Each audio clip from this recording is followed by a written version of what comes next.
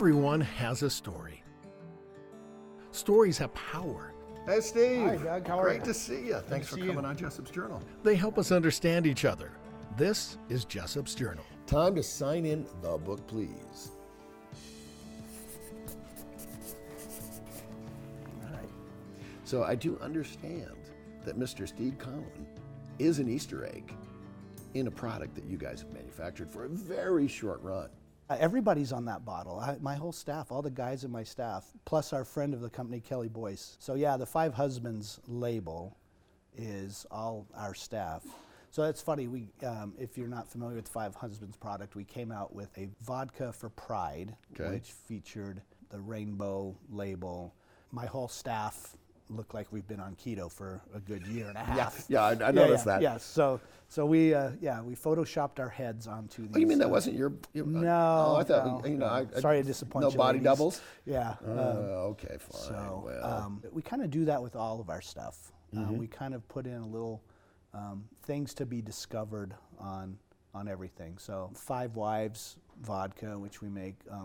There's a lot of people who've never noticed that the ladies have kittens in their bustles, and we've branded our products to not only be something you hopefully notice on the shelf, but something that when you pick up you discover something too.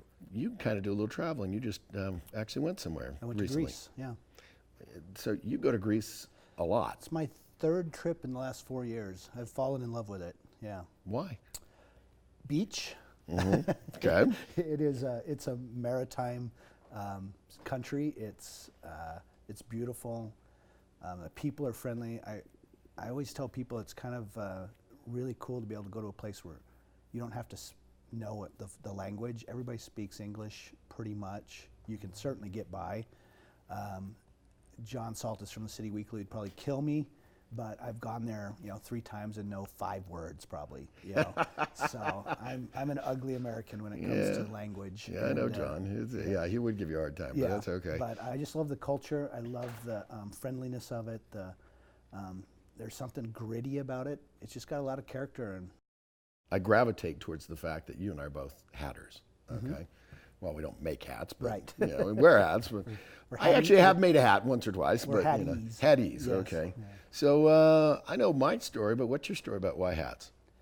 I grew up wearing baseball caps all the time. I played baseball as a kid a lot, all summer. That's how I'd spend my summers. And then about the time I turned 30, I lost all my hair, and it became a winter necessity to wear hats. And so it's funny, in the summertime I rarely wear a hat, but in the winter it's every day, and it's a temperature regulation thing. And there's fashion, we're sitting here in a custom suit store, and there's a certain fashion aspect of it, and given my hate for fall and winter, maybe it's something that it gives me something to play around with. So tell me, what was your first paying job? First paying job, Grand Marais, Minnesota. I had a paper route, and I remember getting that on my birthday, and I think it was my 13th birthday. Okay. I got this paper route, and so it was for the Duluth News Tribune, which was about 2.5-hour drive from Grand Marais, where we lived, on the North Shore Lake Superior. So every day, I'd have to go meet the Greyhound bus that would come into town at 5 in the evening from that morning's edition of the paper. So I was delivering the morning edition in the evening. Wow. Because it came on the bus. I'd go down there and they'd open the side and there'd be the bundles of paper, and I'd pull them out. And my dad had been kind enough to take a little red wagon and build sides up on it, out of little 1x2s. And I'd stuff them in there, and I'd walk home, and I'd bundle them all up into the plastic sleeves. And people were lucky if they got their paper by 7 in the evening, probably. But we lived in this town of like 1,300 people, and I think probably about 150 to 200 people subscribed to the newspaper. And then on Sunday mornings, it was the Sunday morning issue, and how people would read the Sunday paper, and they would send it up, and I think it would get there about 8, 9 o'clock on the Greyhound bus. And I'd have to go down in the morning, and again, people were lucky if they got their morning paper by noon that day. Right. But I, through snow and everything else, be hauling that wagon, tossing paper onto people's porches. I don't even remember how long that lasted, because it was hell, you know. Was there someone that believed in Steve Conlin before you believed in you?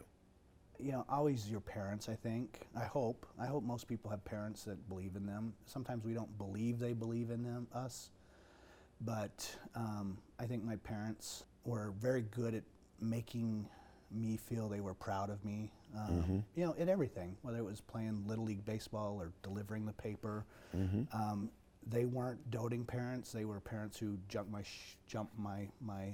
stuff. Should I, you know, be lazy, or they were very good at relaying the messages that as a kid I probably would overlook, like how important it was to get somebody their newspaper by noon. And then I had a teacher, his name was Mr. Oliveras, sophomore and junior year in high school. He was the kind of teacher that he paid attention to how I learned.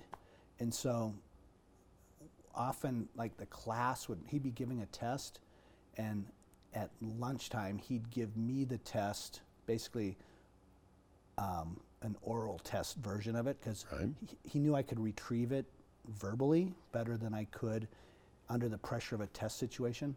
So he was able to tell that I had the knowledge, rather than put me in that test situation where at the time I didn't do very well.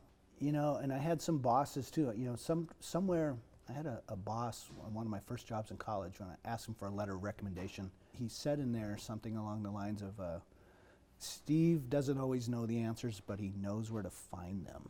And it stuck with me that I didn't have to know everything. I had to know where to find stuff. And there was value in not knowing everything, but knowing where to find the information. And boy, transitioning into the information age, that's how we all go through life now. You know, I mean, the world is at our fingertips. So I just watched a movie the other day about people teaching themselves DNA editing on YouTube, right? Oh, I mean, boy. come on. If you want the information, it's out there now. You don't have to know it. Don't say train, plane, or automobile, but how in the world did you get to Utah? I actually was working for the IRS in Austin, Texas at the time, and I was working on a project that half of it was being done, the first half in Austin and the second half in Ogden. And when we wrapped up the first part of it, they asked me if I'd want to go and kind of assist on the team doing the second half and kind of bring them up to speed on what I had learned doing the first half. And I was supposed to be here 2 weeks. That turned into 2 years. I literally lived in hotels in Ogden for 2 years. Wow. Working on that project. And then at the end of that, I decided I wanted to go back to school, go back to journalism. And I went to Weber State. And then I ended up with a job at the Standard Examiner, which kept me here. And, you know, I'm still here. It's been 30 years. Well, I met you at a pitch event talking about this particular product that you guys were doing. So tell me a little bit more about that. Ogden's own distillery. I'm the CEO of it. We make Five Wives vodka, Underground Herbal Spirit, Madame Paterini gin, and Porter's whiskeys. Yeah, we've been doing that for 10 years here in Utah. Who would have thunk? So your parents, you know, taught you hard work. They for sure. They loved you, obviously, you know, they were able to do it. What legacy does Steve Conlin want to leave? You know, my mantra is pretty simple. It's like, do no harm. Yeah? Okay. If I get out of here without hurting anybody, I've done my job. You know, it's an interesting question that I think about all the time because I don't have kids. And so you do have to think about, you know, what's your mark on the world. And I've been so focused the last 10 years on building a business that to me right now, that's my legacy. You know, I think about if I can take this business and get it to the point where at some point it's either handed off to someone and it becomes their future, or, you know, my niece inherits part of it, or I don't know. To me, life's a game. It's, you know, if everything I do right now disappeared tomorrow, I'd start the game all over again and you know, and see where it takes me. Okay, well, with that said, raise a glass. Cheers. And say cheers. Hopefully there's vodka in here after that. Yeah, well. Thanks, Steve, again for coming on Jessop's Journal. We have lovely parting gifts from our underwriters, of course, which you are one of. So you get some of your booze basket back, you know? Yay. So we want to thank Ogden's Own Distillery for being a part of Jessop's Journal. We also have this lovely box of fun stuff. Oh boy. So here we go. Let's start out with Rustico. They've made you a personalized journal. That's beautiful. Thanks. Did they get the name right? They got it. That's All right, great. perfect. You got to check this one out. Pop the top on that okay. puppy. Oh wow. That is a beautiful copper pen. I think That you'll is love that lovely. one. Yeah. Okay. Love nice pens. We're here at Taylor Cooperative. They do all my suits and shirts. They're going to hook you up with a new custom made to measure shirt. That's awesome. Thank you very much. Okay. Gosh. And then I've been known to wear hats, and you know the fact you wear hats too. My Hatter JW Custom Hats is going to hook you up with a new custom hat. This is great. I had no idea we'd be getting all this. Yeah, there you I'm go. so happy. Here's the thing I want people to remember out there. Stories have power. They help us understand each other. With another entry in Jessop's Journal, I'm Doug Jessop, ABC4 News.